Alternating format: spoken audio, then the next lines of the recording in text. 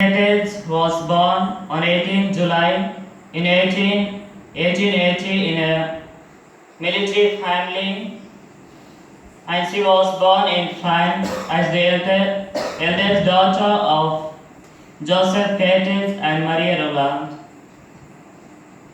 Marie Roland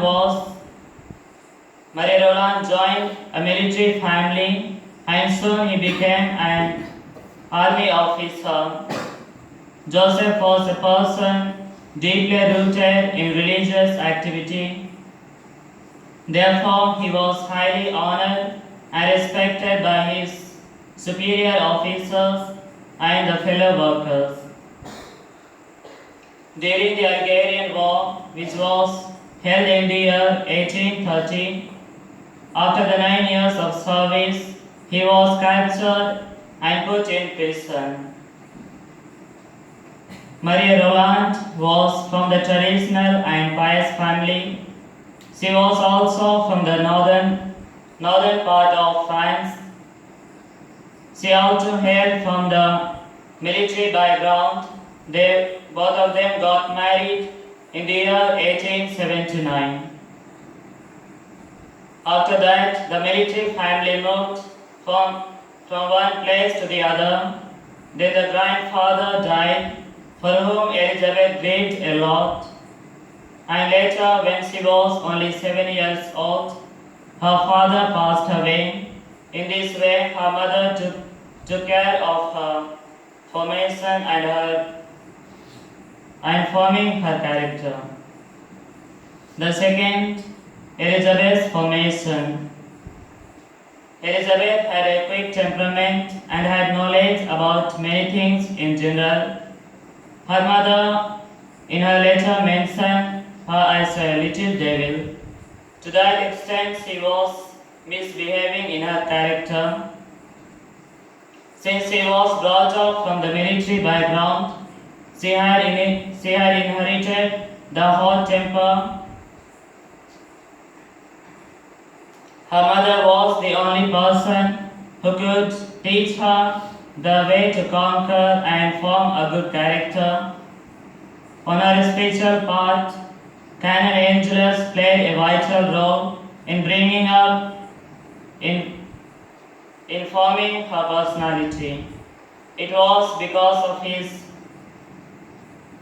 of him only she got to know her religious vocation. Throughout her life, she had contact with her preacher, and because of that, the preacher got to know her holiness in her life. The third topic, special grace to live in the presence of God. It is believed that as soon as we receive baptism, we become the indwelling place of the Holy Trinity. She was baptized in the feast of Mary Magdalene. Hence, this event became an importance in relation to her union with God. She considered baptism as her consecration to God, which enabled her to have total union with God. In 1887, she made her first confession, and in 1891, she received her first Holy Communion.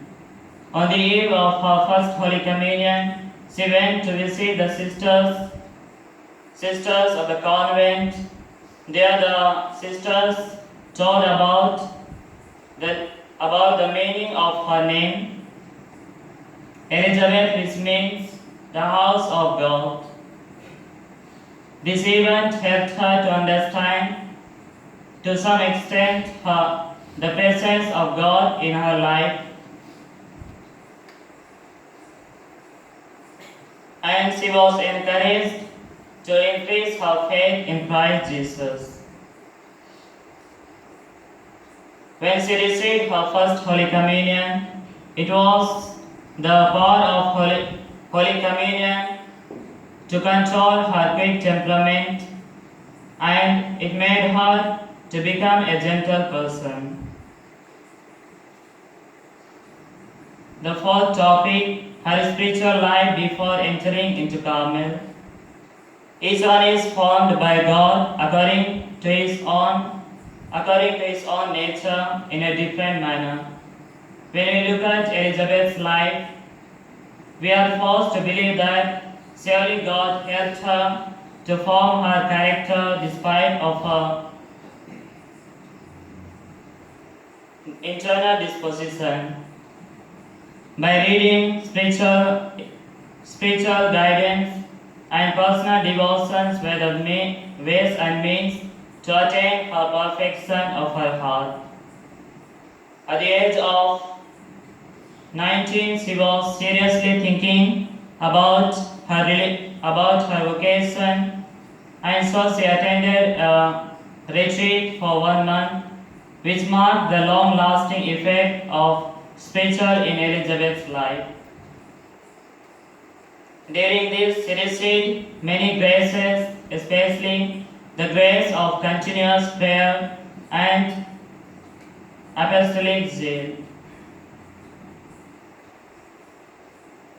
Since the retreat was conducted during the season of Lent, the theme of retreat was about the passion of Christ. From that day onwards, she was desiring to suffer and to win many souls for Christ.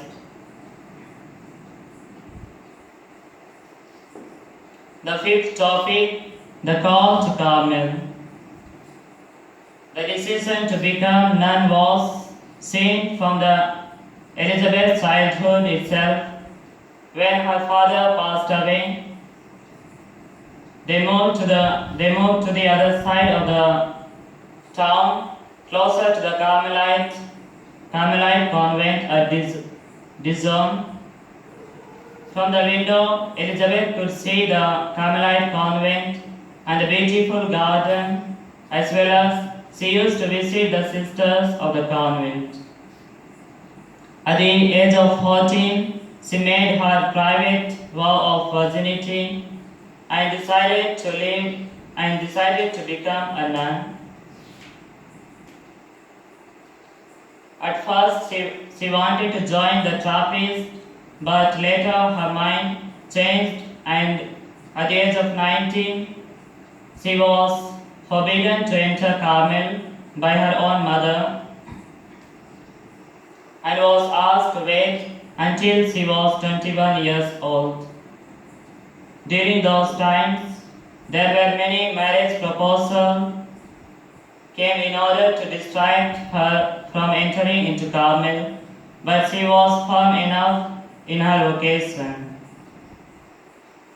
On 2nd August 1901, she joined the Carmelite convent, and she explains her life in Carmel. She says that everything in the Carmel is delightful. The thing which she liked most in Carmel is their simplicity and silence. Elizabeth was a gentle and obedient person. She did not receive any instruction about the rule of keeping silence or the mortification of her body. She was very expert in doing those activities. She was naturally retired and observed in the presence of God.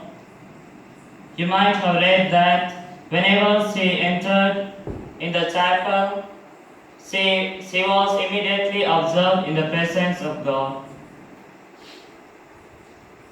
It was in Carmel she could deepen her prayer of contemplation, and she spent her time in silence and always seeking the will of God. Her suffering and death. When she attended the retreat, from that day onwards she knew about the passion of Christ, and from then onwards she wanted to suffer and win souls for Christ as the little flower did in her life. Like the Saint John of the Cross and Little Flower, she also finds joy in suffering for the Christ. When she was in novitiate, she had a lot of suffering.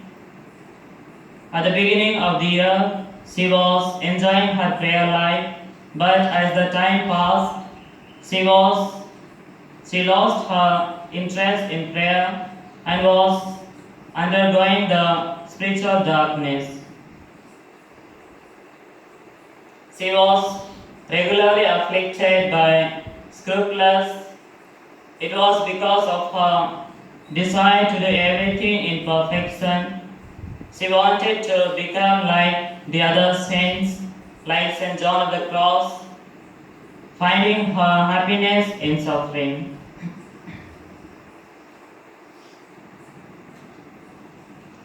Her oversensitivity rose again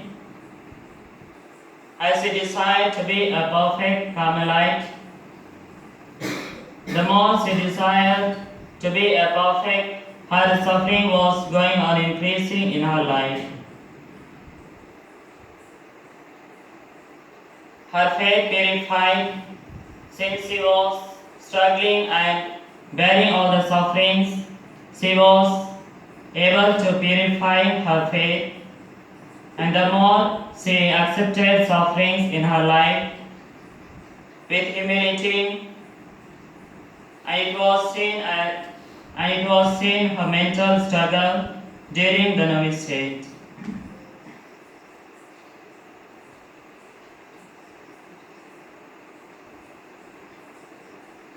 From 1905, she suffered severely by the disease called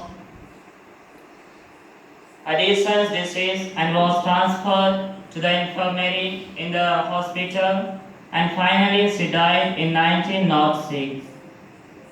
She found her vocation in heaven as glorifying the Trinitarian God. Her writings, Elizabeth did not write much books because she was not a trained poet, rather she learned by her own, and the other reason was her lifespan was a very short one, because of which she did not write much.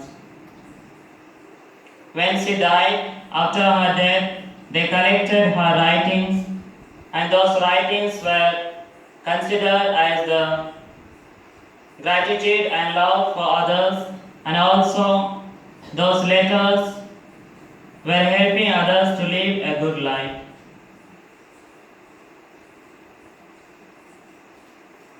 These were my reflections, and once again I wish you a happy feast of Elizabeth of the Trinity.